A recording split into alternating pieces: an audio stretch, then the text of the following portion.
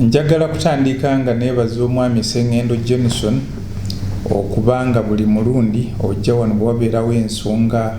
enkulu ey'okutegeeza Abannayuganda abali mu UAE okubanga ojja n'obawa information eno mawulire ne gabatuukako. Nzizeeko okwebaza ttiimu evudde mu NIRA, National Identification Registration Authority, ekulembeddwa Commissioner Vincent Katusi, omukyala Bukirwa Angela, Claire Orama, Tasisi Rwabutibiri Kityo, Enoch Kapimpini, Mugasa Jackson and Paul Kasauli, plus n'okwebaza ttiimu yange wano eya Embassy ne Consulate wamu n'Abannayuganda abavuddeyo okuvolontiyalinga okujja okuyambako ttiimu eno okulaba nti omulimu guno gutuuka bulungi ku Bannayuganda abazze okusobola okwewandiisa okwewandiisa omulundi ogusooka oba okuzza obujja National IDs ezeeka. Naye olunaku lwe luli nti lwe lusoose ng'ebirango bwe byakolebwa nti tutandika nga 18. Olusoose lubaddemu ku obutali bwangu nti abantu bazze bangi nnyo okusuuka bwe twasuubidde, kuba twali tusuubira nti enamba nga 3 naye bazze okusuuka 4, basusse mu 4. Ate nga challenge ey'okubiri ettiimu evudde e Kampala yali suppose kujja ne machines 6 naye kati bazze na 4 kuba eriyo omu ku munaabwe eyafunyeemu obuzibu nga visa bagiwandiise bubi n'atasobola kujja, naye kati tukwataganye ne Embassy e Kampala, visa bali mu kugitereeza, so tumusuubira okujja enkya ne machines ezo endala 2, naye nga n'okubeerawo ne plan endala B. Nsabye n'ambasada waffe owa Uganda mu Doha Qatar atuweerezeeyo mashini emu oba 2 eziri e Doha, nazo zijje tusobole okwongerayo wano mashini nga 2 ku consulate, ku Embassy ne ku consulate. Kitegeeza nti speed ejja kweyongeramu, naye ng'ekisinga obulungi, amawulire amalungi gali nti njagala okuddamu okwebaza ttiimu ya NIRA ekkiriza nti olw'okuba kati since machine zibadde entono bajja kwongeramu ssaawa ze bagenda okukola olwaleero okulaba nti buli yeewandiisa bamukolako olwaleero, kuba tukimanyi bulungi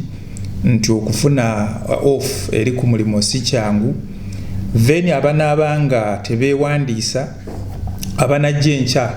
bajja kusobola nabo okukolebwako, kuba tusuubira nti olunaku lw'enkya speed ejja kusingako eyaleero kuba machines endala zijja kubanga zizze. So kaakati olwaleero nga 18 paka nga 24 ettiimu ekolera wano ku Embassy ne ku consulate. Njagala okukubiriza mulanga abali eri mu Emirates eza waggulu nga mu Sharjah, mu Ras Al Khaimah, Fujairah, Umaru Quwain,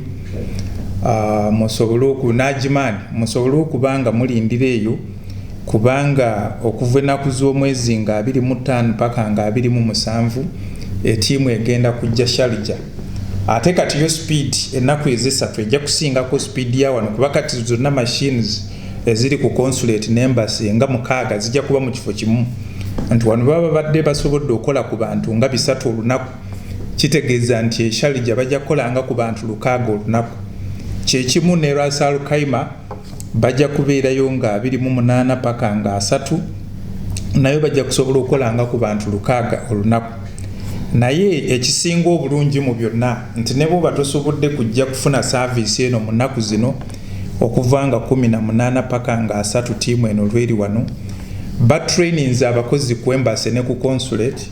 okugenda mu maaso nga bakola omulimu guno. Naye bwe tunaazuula ng'era mukyali bayitirivu nnyo, tujja kuba n'okusaba NIRA eddemu eweereza ettiimu okwegatta ku batrainings omulimu guno gukolebwe bulungi. Ekirala ekinsanyusiza kiri nti exercise tesosolamu mukulu na muto, kuba n'abaana abato bazze wano bangi. Abannayuganda mukoze omulimu, tulabye mwongedde ku Bannayuganda obungi bazze wano babawandiisizza, kati nabo omwana abanenini namba gy'asobola okukozesa okufuna services yeka. So ebitagenze bulungi leero ze ensonga ezibireese naye mwebale kubanga mugumiikiriza kuba tubadde tubanyonyola naffe si kweyagalira kwaffe naye nti at least kirungi nti service ze kumpi wenjagala okwebaliza ne gavumenti okusigala nga eweereza abantu baayo services wonna we baba bali ne zibatuukako kale mwebale nnyo owuliriza Tawera Radio ne Tawera TV ensibuko y'amazima